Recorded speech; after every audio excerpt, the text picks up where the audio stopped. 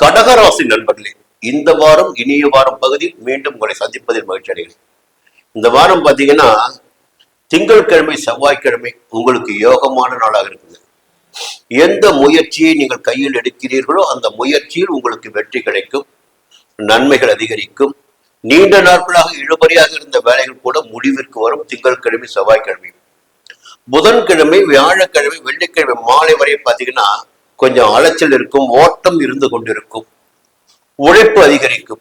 பொதுவாக உழைப்பு அதிகரிக்கின்ற போது பாத்தீங்கன்னா அதற்கேற்ற ஆதாயம் நிச்சயமாக வரும். சில பேர் பாத்தீங்கன்னா ஓடிட்டு போயிட்டே இருப்பாங்க, ஆதாயம் கிடைக்காது. ஆனா 4ஆம் இடத்தில் சந்திரன் சஞ்சரிக்கின்ற போது உழைப்பிற்கேற்ற ஆதாயம் கிடைக்கும். எல்லாவற்றுக்கும் மேலாக சந்தோஷமும் கிடைக்கும். எதிர்பார்த்த சந்தோஷம் என்பது ஒவ்வொருவருக்கும் ஒவ்வொரு மாதிரி. வெளியூர் பயணம் சிலருக்கு இருக்கும். வெள்ளிக்கிழமை மாலை தொடங்கி சனிக்கிழமை ஞாயிற்றுக்கிழமை வரை குழப்பமின்றி செயல்பட வேண்டிய நாளாக இருக்கும். பிள்ளைகள் நலனில் அக்கறை அதிகரிக்கும்.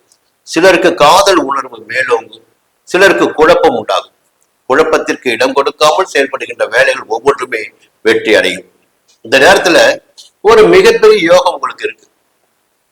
என்ன யோகம்னா, உங்களுக்கு சப்தமாதிபதியும் அஷ்டமாதிபதியுமான சனி பகவான் பாக்கிய ஸ்தானத்தில் சஞ்சரிக்கிறார்.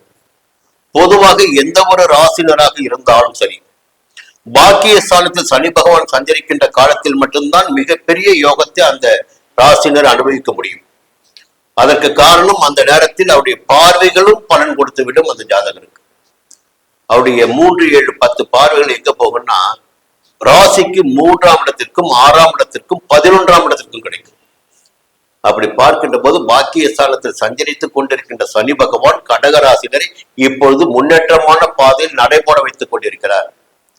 சங்கடங்களிலிருந்து விடுவித்துக் கொண்டிருக்கிறார். வாழ்க்கைக்குரிய புதிய பாதையை காட்டிக் கொண்டிருக்கிறார். சிலருக்கு சொந்த வீடு, வாகனம், மனை என்ற நிலையினை எல்லாம் வழங்கிக் கொண்டிருக்கிறார். சமூகத்தில் உயர்வான ஒரு இடத்திற்கு கொண்டு சென்று கொண்டிருக்கிறார்.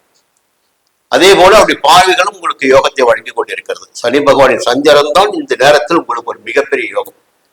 அதற்கு மேலாக உங்களுக்கு ஜீவனாதிபதியானவர் செவ்வாய் பகவான். கடகராசினருக்கு தொழில்காரர்கள் செவ்வாய் பகவான் தான். அவர் பாத்தீங்கன்னா 11ஆம் இடமான லாபஸ்தானத்தில் சஞ்சரிக்கிறார் இந்த நேரத்தில். அப்போ தொழில இருந்த தடைகள், பிரச்சனைகள், நெருக்கடிகள், வம்பு, வழக்கு போன்ற விவகாரங்கள் இருந்து வெளியில் வரக்கூடிய நிலை இந்த நேரத்தில் உங்களுக்கு இருக்கு. ஒரு இடத்தை விற்பது, வாங்குவது போன்ற விவகாரங்களில் ஆதாயம் கூடுதலாக இருக்கும். மருத்துவர்களாக இருந்தாலும், வழக்கறிஞர்களாக இருந்தாலும், ஆசிரியர்களாக இருந்தாலும் இந்த நேரத்தில் பாத்தீங்கன்னா ஒரு ஆதாயமான நிலை தென்படும். 11ஆம் இடத்தில் செவ்வாய் சஞ்சரிக்கிறார்.